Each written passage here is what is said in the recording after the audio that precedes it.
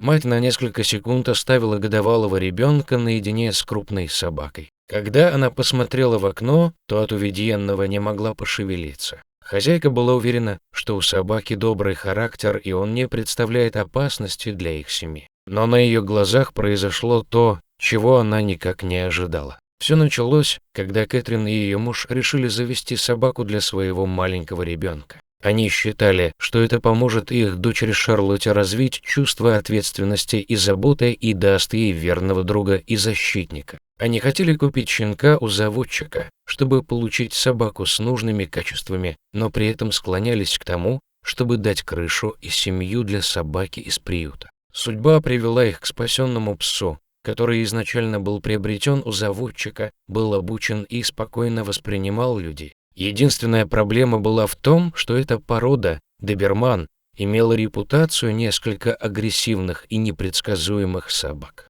Эту породу изначально разводили как личных охранников, и они были генетически настроены быть прекрасными защитниками для своих и проявлять агрессию к чужим. Поэтому неудивительно, что многих доберманов используют как сторожевых или служебных собак. Их репутация отражает эти характеристики. Хотя современные заводчики стараются вырастить их добрее и дружелюбнее, как компаньонов, но в собаке, которую увидела Кэтрин, было что-то особенное. Видимо, это было связано с непростым прошлым добермана. Этот доберман был спасен из приюта Кэрри Киндер в Витертоне в Австралии. Заводчик сначала продал его одному клиенту, но потом обнаружил, что с псом жестоко обращались, и решил его спасти, обратившись в полицию. Состояние питомца было ужасным. Он был истощен с переломанными ребрами, что зафиксировали ветеринары. Тогда даже рассматривали возможность его усыпления. Однако сильное желание жить и вера в людей позволили несчастному животному выкарабкаться и выжить. И теперь Кэтрин, зная всю ситуацию, решила взять именно этого пса. Правда, муж Кэтрин был более осторожен. Однако его опасения были быстро развеяны, когда он поближе пообщался с питомцем и узнал о тяжелой судьбе собаки. Заботливая Кэтрин не могла не влюбиться в такого добермана сразу же после знакомства. Он имел характер, который заставил ее чувствовать себя комфортно. Так что, несмотря на все первоначальные сомнения мужа и знакомых, она взяла добермана и назвала его Хан. А дальше она нетерпением ждала, чтобы познакомить нового члена семьи со своей 17-месячной дочерью. Но это не значило, что она была безрассудной, доверяя своего ребенка большой собаке. Хозяйка решила принять все меры предосторожности в первые дни, когда Хан наконец-то оказался дома. Ни она, ни ее муж не спускали с него глаз. Пес был очень благодарен новой семье, при этом сохранял спокойствие, никак не мешая людям. С большой любовью принял человеческого ребенка, очень осторожно и внимательно обращался с малышом. Шарлотта же была чрезвычайно восхищена своим новым мохнатым другом и старалась проводить время рядом с ним.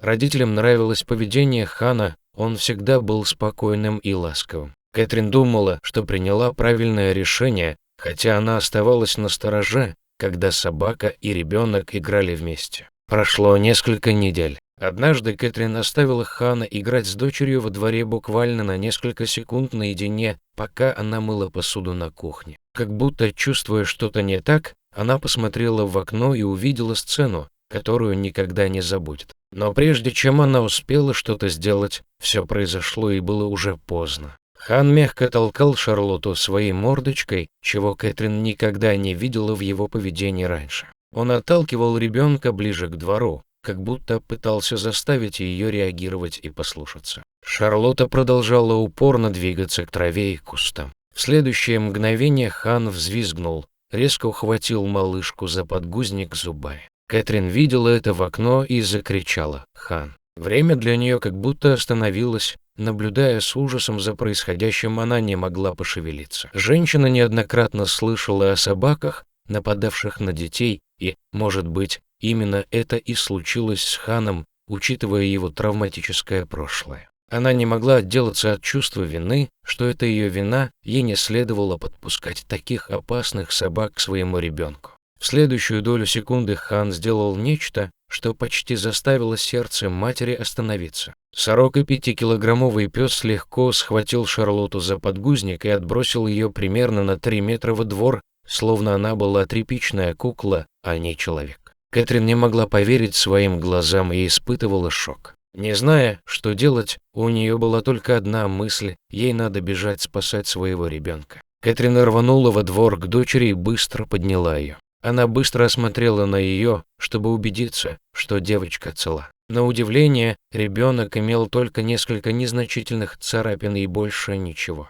Повернувшись к Хану, она почти ожидала, что он также нападет на нее, но вместо этого собака сделала нечто странное. Хан старался встать, он задыхался, а из его пасти текла пена и слюна. Он поднял переднюю лапу, как будто она была повреждена, затем прилег. Дыхание стало тяжелее, и он потерял сознание. Состояние Хана ухудшалось прямо на глазах у Кэтрин. Здесь явно что-то произошло. Кэтрин не могла понять, что случилось. Она была в панике и испытывала чувство беспомощности перед ситуацией. Тогда она увидела на траве недалеко от места, где играла девочка еле шевелящегося тайпана, одну из самых ядовитых змей в Австралии. Укус этой змеи может быть смертельным даже для взрослого человека. Только теперь Кэтрин поняла, что произошло на самом деле. Хан пытался отогнать девочку от опасности, а когда змея была опасно близка, то отбросил Шарлотту и принял удар на себя.